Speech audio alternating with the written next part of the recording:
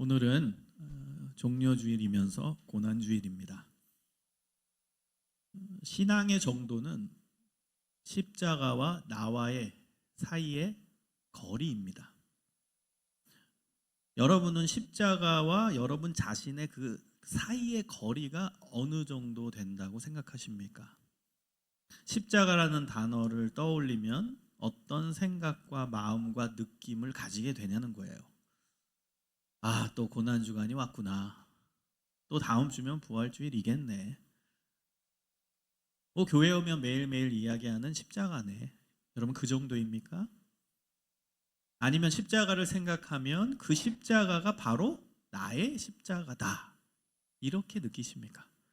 그 사람은 십자가가 자기 자신의 십자가가 된 것입니다. 그 십자가와 나와의 거리는 어느 정도 됩니까? 멀리 있습니까? 가까이 있습니까? 아니면 내가 십자가에 매달려야 하는 사람이라고 확신합니까? 여러분, 예수님은 우리의 십자가를 대신 지신 겁니다. 그래서 그 십자가는 나의 십자가입니다. 예수님의 십자가가 사실 아니고요. 나의 십자가입니다. 내가 져야 할 십자가를 예수님이 대신 지신 것입니다. 그래서 여러분이 이 고난주간을 지나면서 십자가는 나의 십자가다라는 이 묵상이 있기를 소망합니다. 그 십자가를 예수님이 대신 지신 것뿐입니다. 원래는 내가 져야 하는 십자가라는 사실입니다. 오늘 본문에서 사도 바울은 십자가의 도에 대해서 언급합니다. 도. 이 도라는 단어는 주제로 번역되기도 하고요. 말씀으로 번역되기도 하고요. 의미라는 단어로 번역되기도 합니다. 그래서 여러분 오늘 십자가의 도라는 것을 조금 더 우리의 실생활에 우리의 신앙에 와닿게 표현한다면 십자가의 의미, 십자가의 내용이라고 번역할 수 있습니다. 여러분 십자가의 내용은 믿지 않는 자들에게는 굉장히 미련한 것이래요.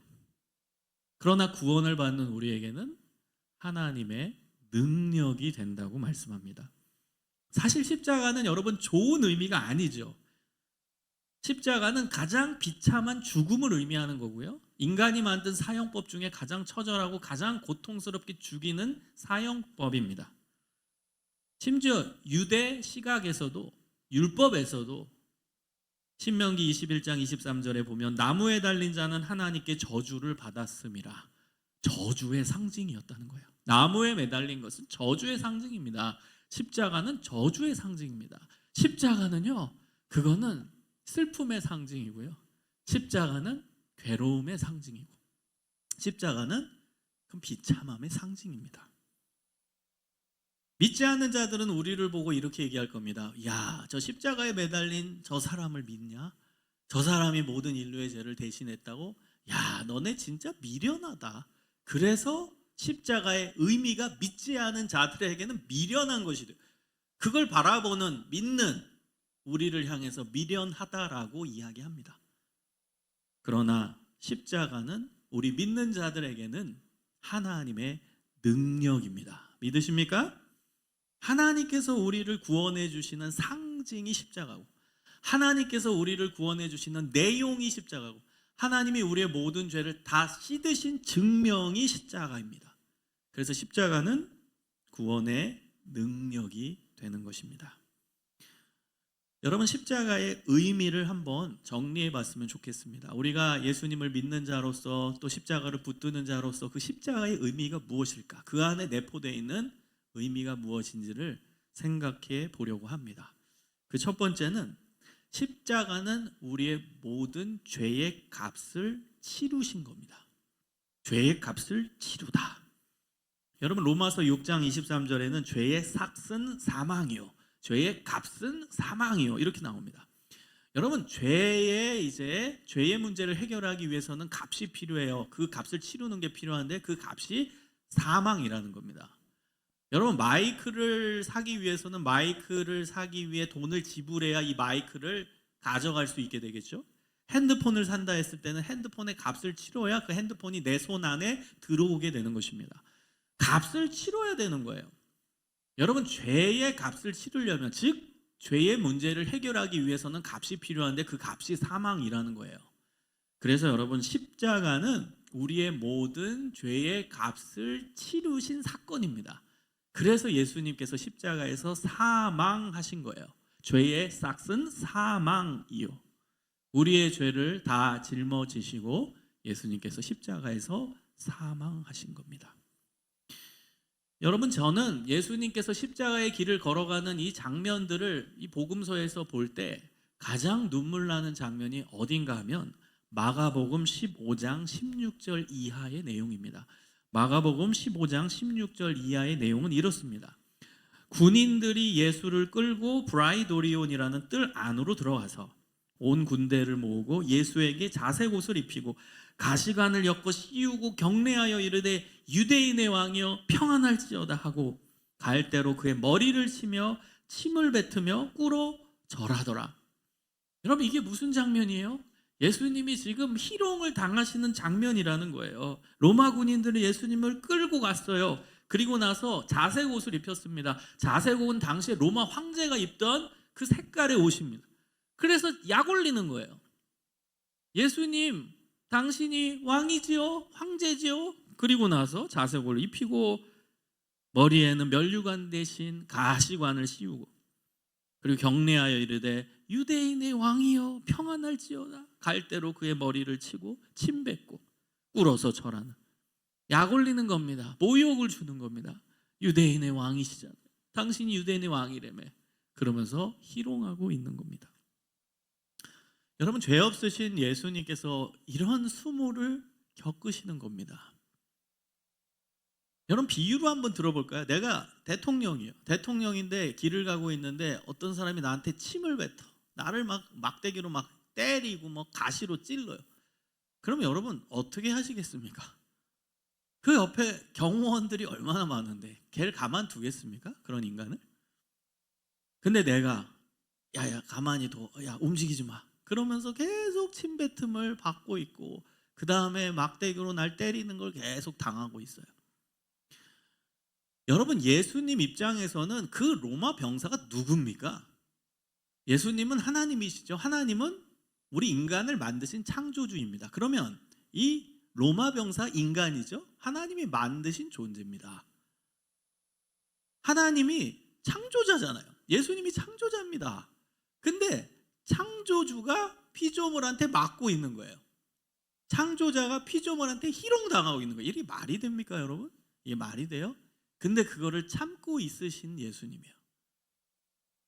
여기 결혼하신 분들 있을 텐데요. 내 뱃속에서 낳은 아들, 딸이 정상적인 아이가, 뭐 정신적으로 이상한 아이가 아니라 정상적인 아이가 엄마 아빠한테 침 뱉고 그 다음 막대기로 때려요. 가만히 있으시겠어요? 내 뱃속에서 나온 아이, 우리가 만든 존재라고 말할 수 있겠죠?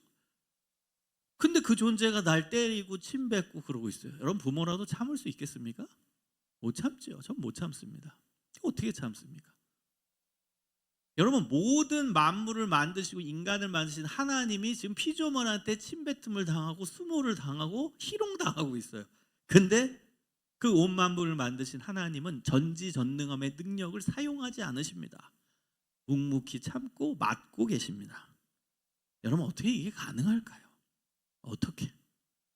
예수님의 사명은 인간의 죄의 값을 치러야 하기 때문에 끝까지 참은 거예요. 여러분, 이게 쉬울까요? 끝까지 참는다는 게, 힘 있는 자가 참기는 쉬운 일이 아닙니다. 힘 있는 자가 어떻게 그걸 참습니까? 그 힘을? 게다가 내가 지금 어마어마한 손해를 보고 있는데 그걸 어떻게 참아냅니까? 그러나 예수님은 인간의 죄의 값을 치러야 되는 사명이 있으셨기에 끝까지 참으신 거예요. 끝까지. 더 놀라운 것은 여러분, 그 예수님께서 십자가에 달리셨을 때 뭐라고 말씀하시죠? 아버지, 저들은 자신이 하는 일을 모릅니다. 저들의 죄를 사하여 주옵소서. 자기 침 뱉은 사람한테, 자기 희롱한 사람들한테 복수는커녕 용서해달라고 하나님께 기도하고 계시는 거예요. 우리의 인간의 죄의 값을 치르시기 위해서 예수님께서 끝까지 참으신 겁니다. 두 번째 십자가의 의미는 우리 인간에 대한 사랑을 행동으로 보여주신 사건입니다. 여러분, 십자가의 시작은 사랑입니다. 사랑. 요한복음 3장 16절에 보면 하나님이 세상을 이처럼 사랑하사 독생자를 주셨으니 이는 그를 믿는 자마다 멸망하지 않고 영생을 얻게 하려 하심이라. 여러분, 이 구절이 이제 번역이 더 좋게 번역할 수도 있는데 애매해요, 이 부분이. 왜냐하면 하나님이 세상을 이처럼, 이게 뭐예요? 이처럼. 그러니까 우리는 이 문장이 이거 좀 더 좋은 번역으로 가능하지 않을까. 성서학자들도 많이 이야기합니다. 저도 학교에 우리 동료 교수들한테도 이거 좀 더 다시 번역해야 되지 않냐 많이 얘기합니다. 신약학자들한테. 왜냐하면 하나님이 세상을 이처럼 사랑하사. 그럼 이처럼이 뭐냐? 되게 애매하잖아요. 근데 여러분, 이게 정확한 내용이 무슨 내용이에요? 세상을 비교할 수 없을 만큼 사랑한다, 이런 표현입니다. 비교 대상이 없을 만큼 사랑한다, 이런 뜻이에요. 그리고 세상이라는 건 우리 인간을 표현하는 거잖아요. 우리 인간, 이 세상 속에 있는 우리 인간. 하나님께서 세상 속에 있는 우리 인간을 사랑하시는데 비교 대상이 없을 만큼 사랑하신다가 그 뜻입니다. 그게 이처럼 사랑하사의 의미예요. 비교 대상이 없을 만큼 우리를 사랑하셔서 독생자 예수 그리스도를 우리에게 주셨다는 거예요. 십자가의 시작은 사랑이고 십자가의 마침도 사랑입니다. 하나님이 우리를 사랑하셨기 때문에 십자가를 지신 거예요. 저는 그런 생각을 해봅니다. 온 만물을 만드신 하나님께서 인간이 마음에 안 들었으면 다 심판하고 없애버리고 말 잘 듣는 애들을 또 만드시면 안 됐을까? 그런 생각을 해보기도 해요. 저는 어린 시절에 블록 갖고 노는 걸 굉장히 좋아했어요. 여기 블록으로 노신 분들이 있고 모래에서 모래성 쌓고 노신 분들이 있죠, 놀이터에서. 그럼 마음에 안 들면 부시면 돼요. 이거 내 장난감이에요. 내가 쌓다가 마음에 안 들면 부시고 다시 쌓을 수 있고, 모래놀이 하다가 모래성 쌓다가 마음에 안 들면 부시고 다시 만들 수도 있는 거예요. 여러분, 우리 하나님도 그럴 수 있지 않으실까요? 인간들 죄 짓고 내 말 안 듣고 그러면 없애고 다시 만들 수도 있는 분 아닙니까? 실제로 여러분, 마태복음 3장 9절에 보면 우리 하나님은 돌들로도 아브라함의 자손을 만드시는 분이라고 나와요. 예수님이 직접 하신 말씀이요. 돌멩이 갖고도 하나님 잘 믿는 아브라함 자손 만들 수 있다고요. 그게 하나님이세요. 그런데 하나님은 이 말 안 듣는 우리를 끝까지 사랑하셔서 십자가에서 본인이 돌아가셨어요. 그럼으로써 우리 인간을 얼마나 사랑하시는지 그 증거를 보여주셨다는 거예요. 여러분, 요한복음 15장 13절에 보면 사람이 친구를 위하여 자기 목숨을 버리면 이에서 더 큰 사랑이 없다라고 얘기합니다. 그리고 요한복음 15장 15절에 너희는 나의 친구라. 여러분, 하나님이 인간을 향해서 친구라고 표현하십니다. 이게 기가 막힌 거 아니에요? 여러분, 우리는 어릴 때부터 여기 교회 다니시는 분들이 많이 있기 때문에 너무 이걸 교리적으로 생각해요. 뭐 뻔한 얘기라고 생각해요. 이건 뻔한 얘기가 아닙니다. 여러분, 정말 집중해서 생각을 해보세요. 하나님이, 모든 만물을 만드신 하나님이 자신이 만든 피조물인 인간을 향해 친구라고 표현해요. 친구가 뭐예요? 동등한 관계, 수평적 관계가 친구예요. 여러분, 친구 있으시잖아요. 친구는 수평적 관계지 주종 관계가 아닙니다. 주인과 종의 관계가 아니에요. 여러분, 어느 종교가 신과 인간의 관계를 친구로 표현합니까? 절대 없습니다. 저도 대학원 시절에 이제 종교학을 좀 공부했는데요. 타종교, 여러분, 신관념, 신과 인간의 관계에서 주종 관계가 아닌 종교 철학은 없습니다. 신과 인간의 관계는 철저한 계급 관계입니다. 그리고 인간은 노예가 돼서 철저히 신 앞에 복종하는 존재예요. 그게 이제 타종교에서 이야기하는 종교 철학이고 신관념이거든요. 근데 예수님은 본인이, 하나님이신 예수님이 직접 우리에게 친구다. 인간을 향해 친구다. 그것도 정말 좋은 친구. 여러분, 친구 중에서도 그런 친구 있죠. 막 친구한테 막, 야, 나 배고프니까 밥 사줘. 야, 나 영화표 돈 없으니까 네가 영화 좀 나 좀 보여줘. 이런 친구도 있긴 있어요. 그러나 우리 예수님은 그런 친구가 아니에요. 우리 예수님은 모든 걸 쏟아내고, 게다가 인간, 너 죄 때문에 살아갈 힘이 없지. 살아갈 희망이 없지. 너 죄의 문제를 해결할 방법이 없지. 내가 대신 죽어줄게. 그래서 너를 살릴게. 배를 타고 가는데 구명조끼가 하나밖에 없어요. 그러면 친구한테 네가 입어, 난 죽을게. 그 친구가 예수님이라는 사실. 너무나도 좋은 친구. 그래서 예수님이 요한복음 15장 13절에 사람이 친구를 위하여 자기 목숨을 버리면 이에서 더 큰 사랑이 없다. 예수님 말씀하시는 거예요. 내가 너희들을 위해서 죽는다. 그래서 나는 너의 친구, 최고의 친구다. 여러분, 그분이 바로 우리가 믿는 예수님이고, 예수님의 십자가는 우리를 친구로 삼아주신 하나님의 사랑을 증명하는 사건인 거예요. 세 번째입니다. 십자가는 인간의 가치를 보여주신 놀라운 사건입니다. 인간의 가치. 여러분 스스로 여러분의 가치를 어떻게 생각하십니까? 스스로. 아유, 내가 뭘 잘할까? 난 아무것도 아닌데.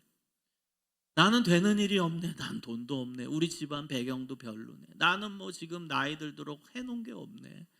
은행 잔고는 없네. 나 어떻게 막막히 살지? 앞으로 살아갈 힘이 없네. 난 몸도 안 좋은데, 정신적으로도 힘든데. 나 같은 인간이 살아서 뭐 할까? 나 같은 인간이 무슨 가치가 있을까? 나는 이렇게 반복된 죄를 계속 저지르고 있는데 하나님이 나 같은 인간 뭐 사랑하실까? 여러분, 우리는 우리 스스로 가치를 폄하합니다. 나의 기준 때문에, 나의 삶의 기준 때문에 폄하하기도 하고, 주변 사람들의 시선 때문에 폄하하기도 하고, 주변 사람들과의 경쟁 속에 도태되면서 폄하하기도 하고, 사람들 사이에서 또 스스로의 기준 속에 우리 자신을 폄하합니다. 그러나 하나님은 우리를 향해서 뭐라고 말씀하세요? 나는 너를 사랑한다. 스바냐 3장 17절에는 내가 너를 사랑해서 기쁨을 이기지 못하신다.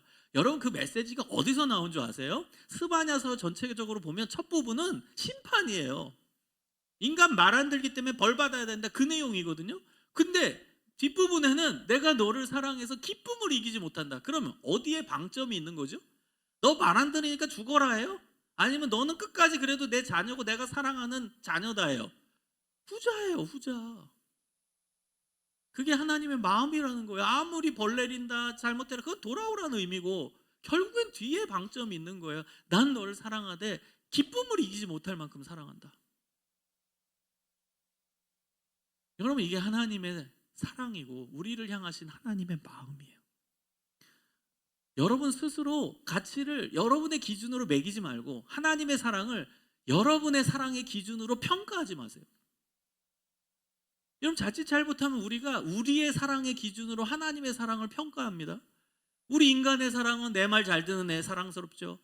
그 다음에 이거 잘하면 사랑스럽죠. 그건 인간의 기준이에요. 그거 갖고 하나님 사랑을 평가하고 나를 바라본다니까요. 나의 사랑의 기준으로 하나님의 사랑을 평가해요. 하나님 또 실수했어요. 아휴, 나는 하나님께 버림받았나 봐. 하나님 나 이러면 안 사랑하겠죠? 그건 내 사랑의 기준으로 하나님 사랑을 평가하는 거라니까요. 여러분, 하나님은요, 그 자기가 만든 피조물인 로마 병사가 머리 치고 과시간 씌우고 침 뱉어도 그 사람 용서해달라고 하시는 분이에요. 하나님의 사랑을 추호도 의심하지 마십시오. 추호도 의심하지 마세요. 자기 침 뱉은 사람도 용서해달라고 말씀하신 분이 하나님이라니까요.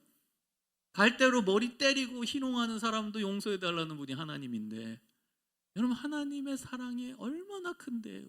우리 인간의 사랑의 기준으로 절대 하나님의 사랑을 예측하거나 추측하거나 평가하지 마십시오.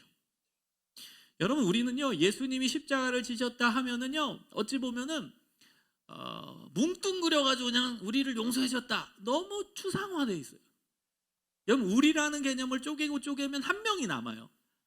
십자가는 한 사람 한 사람의 개체성을 중시하신 사건이에요. 우리라는 공동체 전체가 아니라 그 안에 있는 한 명 한 명 개체성을 사랑하고 품으신 사건이 십자가입니다. 여러분, 우리 하나님이 얼마나 인간 한 명 한 명을 사랑하시는지는 성경 곳곳에 나타납니다. 누가복음 15장에 보면은 잃은 양 비유가 나오죠. 여기 양 100마리가 있습니다. 99마리는 잘 있는데 한 마리 양이 도망갔어요. 그 양은 도망간 양입니다. 여러분, 양은요, 특성이 목자 곁에 붙어 있어요. 왜냐하면 양은 혼자서 할 수 있는 일이 아무것도 없는 가장 민감한 동물이기 때문에 목자가 없이는 양은 죽어요. 혼자 밥도 못 먹고 물도 못 먹고 못 해요. 그래서 목자 곁에 딱 붙어 있는 게 양의 습성이고 특성입니다. 근데 가끔 이제 양이 뭐 이렇게 목자를 못 찾아요. 그러면 이게 눈이 안 좋거든요, 양이. 엄청 소리 높게 웁니다. 계속 목자를 찾는 거예요. 근데 성경에서는 이 양은 의도적으로 목자 옆에서 떠난 양이에요. 의도적으로. 도망간 양이라는 거예요. 그럼 얘는 진짜 문제가 많은 양이죠. 죄 많은 양이죠. 그게 바로 우리라는 거예요. 목자는 하나님이고. 그런데 하나님은 말 잘 듣는 99마리 양, 얘네들 그냥 내버려 두고 말 안 듣는 양을 위해 떠나는 거예요. 찾으러. 그게 하나님의 사랑. 한 명 한 명 끝까지 사랑하시는 하나님의 사랑을 보여주신 거예요. 넷째, 십자가는 구원의 방법이 희생임을 보여주신 사건입니다. 저는 어릴 때 이런 생각을 많이 했어요. 예수님이 하나님이신데, 전지전능하신 하나님인데 이 땅에 내려오지 않고 하늘에서 막 어마어마하게 무섭게 음성을 발휘해서, 천둥번개 치는 그 음성을 발휘해서, 야 이놈들아 정신 차려라, 다 튀어나와서 바로 무릎 꿇어라. 여러분, 그러면 무릎 안 꿇겠어요? 여러분, 지금 한국말로 하늘에서 음성이 들린 거예요. 신비적인 일이 일어난 거예요. 어마어마한 천둥 소리로 야 이 벌받을 놈들아 다 튀어나와서 내 앞에 무릎 꿇어라 하면은 여러분 어떻게 될까요? 막 혼비백산해서 야 신이 진짜 있었구나. 안 믿는 사람도 신이 있었구나. 야 하늘에서 이거 뭐야. 또 과학하는 사람들은 야 이거 어디 뭐 스피커로 누가 장난치는 거 아니야? 뭐 이러고 있겠죠. 그러나 그 소리가 뭐 스피커에서 나는 소리가 아닌 거예요. 이거는 도저히 과학적으로 설명할 수 없는 소리가 하늘에서 나는 거예요. 야 얘네들아 다 튀어나와서 무릎 꿇고 나한테 회개해라.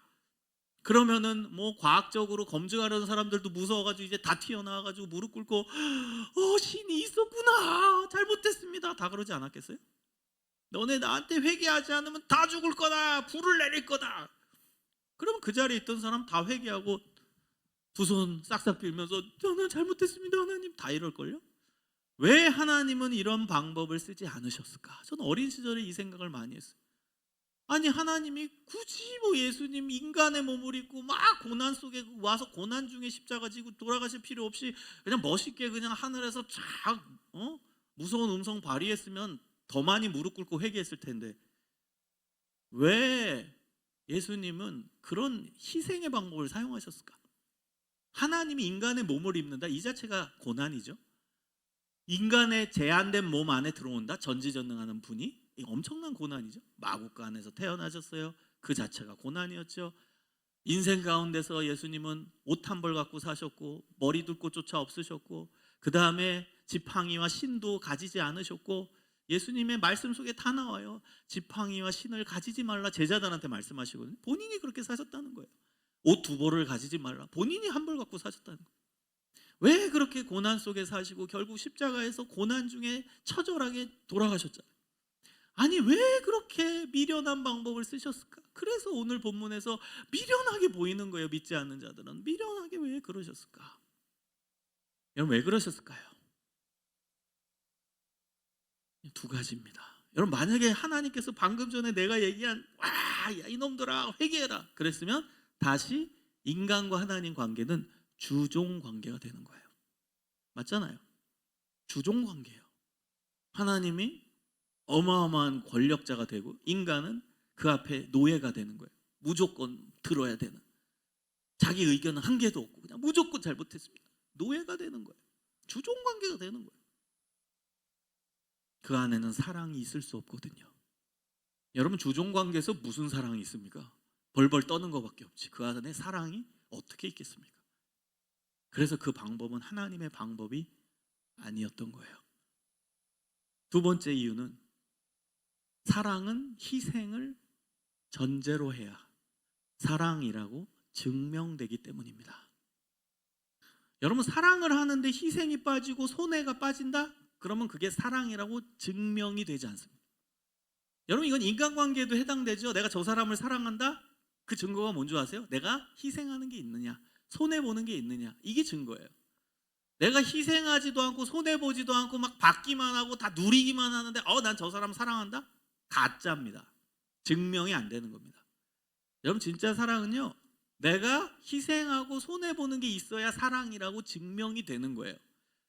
근데 예수님이 하늘에서 그냥 팔짱 끼고 야 이놈들아 희생하는 게 한 개도 없죠. 오히려 인간들이 벌벌벌 떨면서 잘못했습니다. 그래 나한테 복종해라. 더 누리고 받게 되겠죠. 하나님. 그건 사랑이 아니라는 거예요. 하나님의 법칙에서. 사랑은 희생하고 손해보는 게 있어야 사랑이라고 증명되는 겁니다. 그 클라이막스가 십자가입니다. 본인이 인간을 위해 모든 걸 쏟아내신, 본인이 인간을 위해서 모든 고난을 다 당하고 희생하고 손해보신 그 클라이막스가 십자가예요. 그래서 십자가를 통해 하나님은 사랑을 증명하신 겁니다. 내가 진짜 너희를 사랑한다라는 그 말을 실제 삶에서 증명하신 거예요. 마지막 5번째입니다. 십자가는 우리의 죄가 얼마나 무서운지를 보여주신 사건입니다. 저는 예수님께서 왜 굳이 인간이 만든 최악의 고통스러운 사형법인 십자가로 돌아가셨을까? 기왕이면 조금 더 인권적인 그런 사형법으로 돌아가시면 안 될까? 우리나라는 사형은 언도는 하지만 지금 사형은 집행은 안 되죠. 근데 다른 나라 중에 사형 집행하는 나라 있어요. 대부분 이 질식사죠. 목 졸려서 이제 죽이는 질식사인데 그게 가장 고통이 덜하다는 거죠. 예수님이 그렇게 그냥 돌아가시면 안 될까? 왜 굳이 인간이 맡은 최악의 고통스러운 사형법으로 돌아가셨을까? 그런 묵상 끝에 내린 결론은 인간의 죄가 그렇게 크구나. 인간의 죄가 그렇게 무서운 거구나. 예수님이 십자가에서 처절하게 죽을 만큼 인간의 죄가 그렇게 무서운 거구나. 여러분, 어떤 사람은 십자가의 은혜를 값싼 은혜로 만드는 사람들이 있어요. 값싼 은혜. 그건 기독교의 진리를 잘 모르는 거고 십자가의 깊이 있는 의미가 내 내면 안에 들어오지 못한 사람들이에요. 그게 뭐예요? 값싼 은혜가? 예수님이 내 과거, 현재, 미래 죄 다 용서해 줬어. 내 맘대로 사는 거.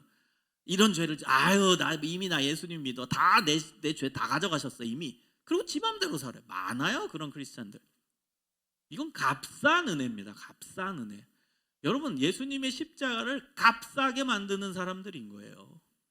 여러분, 진짜 예수님의 그 십자가에 담겨있는 그 의미, 우리의 죄가 그렇게 무서운 거구나를 깨달은 사람이라면 예수님을 믿은 자는 어떻게 살아야겠습니까? 죄에 대해 경각심을 갖고 경계하며 살겠죠. 물론 그러다 또 실수할 수 있어요. 그러나 죄에 대한 경각심과 두려움을 가지고 살겠죠.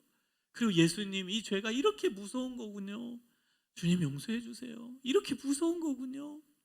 예수님 감사해요. 이렇게 무서운 죄를 씻어주셔서 저는 감사할 뿐이고 더 예수님 생각하며 더 예수님 기뻐하시는 모습으로 살아가기 위해 노력하겠습니다. 여러분, 그게 믿는 자의 삶이어야 하지 않겠습니까? 사랑하는 여러분, 십자가는 능력입니다. 이 능력에 해당하는 헬라어 단어가 디나미스잖아요. 디나미스. 다이너마이트, 그 단어의 근거가 되는 헬라어입니다. 디나미스. 다이너마이트 아시죠? 뻥 터지는 폭발력 있는 다이너마이트 같은 능력이에요. 어마어마한 능력, 구원을 주시는 능력입니다. 이 십자가의 의미를 마음속 깊이 새기고 십자가의 능력으로 살아가시는 믿음의 자녀들이 되시기를 주님의 이름으로 축원합니다. 우리 다 같이 기도하겠습니다.